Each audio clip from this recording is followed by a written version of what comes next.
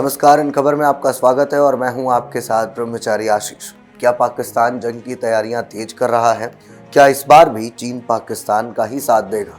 ऐसा इसलिए क्योंकि हाल ही में सोशल मीडिया प्लेटफॉर्म एक्स पर द स्ट्रैटकॉम ब्यूरो नामक अकाउंट द्वारा एक रिपोर्ट साझा की गई, जिसमें दावा किया गया कि चीन ने पाकिस्तान को उसके JF-17 लड़ाकू विमानों के लिए PL-15 अत्यधिक लंबी दूरी की हवा से हवा में मार करने वाली मिसाइल को देने की बात कही है।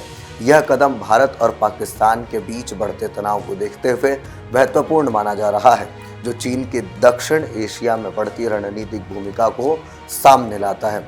PL-15 एक सक्रिय रडार निर्देशित हवा से हवा में मार करने वाली मिसाइल है, जिसे चीन के लुओयांग स्थित चाइना एयरबोर्न मिसाइल अकादमी द्वारा विकसित किया गया है।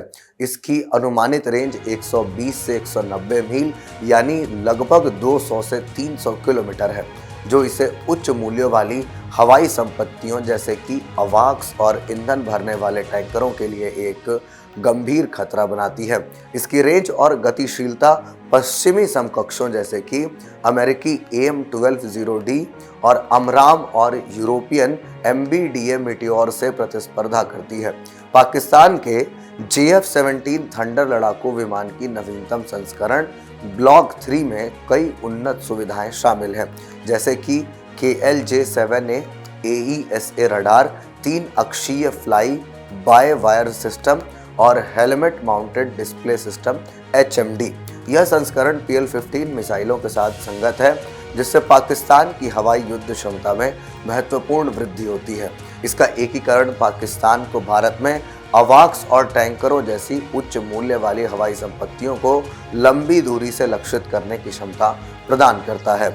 यदि द स्ट्रैटकॉम ब्यूरो के दावे सही हैं, तो यह कदम चीन की पाकिस्तान के साथ रणनीतिक साझेदारी को और मजबूत करता है। चीन का यह कदम भारत पर दबाव बनाने और दक्षिण एशिया में अपनी सैन्य उपस्थिति बढ़ाने की रणनीति का हिस्सा हो सकता है। यह विकास भारत को अपनी वायु रक्षा रणनीतियों पर पुनर्विचार करने के लिए प्रेरित कर सकता है, विशेषकर कश्मीर क्षेत्र में, जहां हवाई श्रेष्ठता महत्वपूर्ण भूमिका निभाती है। यदि यह डिलीवरी सच है, तो यह चीन की वैश्विक हथियार आपूर्ति क्षमताओं को रेखांकित करता है। चीन की रक्षा उद्योग ने aviation industry corporation of China जैसे राज्य समर्थित समूहों द्वारा समर्थित उत्पादन को बढ़ावा दिया है और आपूर्ति श्रृंखलाओं को सुव्यवस्थित किया है, जिससे यह सहयोगियों की जरूरत को उल्लेखनीय दक्षता के साथ पूरा कर सकता है। यह क्षमता चीन को वैश्विक हथियार गतिशीलता में एक दुर्जेय खिलाड़ी के रूप में स्थापित करती है, जो अमेरिका और रूस जैसे पारंपरिक आपूर्तिकर्ताओं के प्रभुत्व को चुनौती देती है। हालांकि द स्ट्रैटकॉम ब्यूरो की रिपोर्ट में किए गए दावे अभी तक आधिकारिक रूप से पुष्टि नहीं हुए हैं। यदि ये दावे सही हैं, तो यह पाकिस्तान की हवाई युद्ध क्षमता में महत्वपूर्ण वृद्धि का संकेत देते हैं। यह विकास भारत पाकिस्तान के बीच बढ़ते तनाव और क्षेत्रीय सुरक्षा परिदृश्य को प्रभावित कर सकता है। भारत को अपनी वायु रक्षा रणनीतियों और मिसाइल कार्यक्रमों की समीक्षा करने की आवश्यकता हो सकती है, ताकि वह इस नई स्थिति का सामना कर सके।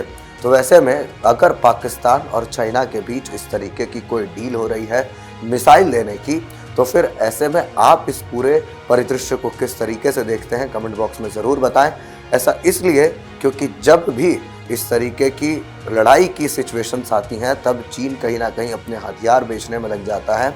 और ऐसे में आप इस पूरे घटनाक्रम को लेकर के क्या सोचते हैं, कमेंट बॉक्स में ज़रूर बताएं। बाकी के अपडेट्स के लिए देखते रहिए इन खबर। धन्यवाद।